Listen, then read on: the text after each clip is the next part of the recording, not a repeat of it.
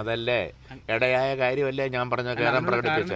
പിന്നെ അല്ല, ഇനി അതിനെപ്പറ്റി ഇനി കൂടുതൽ ചർച്ചയ്ക്ക് ഇനി എൻ്റെ അടുത്ത് വരണ്ട. അത് ഞാൻ പറഞ്ഞ് ക്ലോസ് ചെയ്തു പോയ കാര്യമാണ്. അവരാരെ അവർ പറഞ്ഞു ആ പെമ്പിളെ അവരവിടെ ഇരിക്കട്ടെ. എന്നാ ഇനി ഞാൻ എന്നാ വേണം?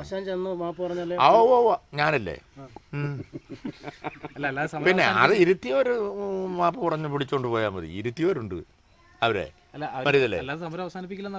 അവരവിടെ ഇരുന്നോട്ടെന്ന്. നിങ്ങൾക്ക് വല്ല മുടക്കമുണ്ടോ?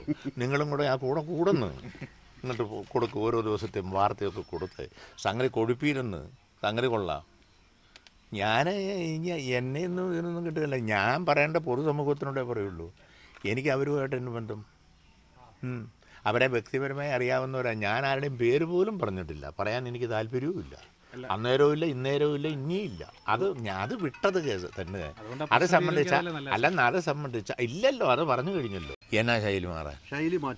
ശൈലിയോ? പിന്നെ എന്തായാലും പെശകൊണ്ടെന്നൊരു അത് പരിശോധിക്കണമല്ലോ. ആത്മപരിശോധന നടത്തണമല്ലോ പെശകൊണ്ടെങ്കിൽ. അത്രയേ ഉള്ളൂ. വേറെ ഒരു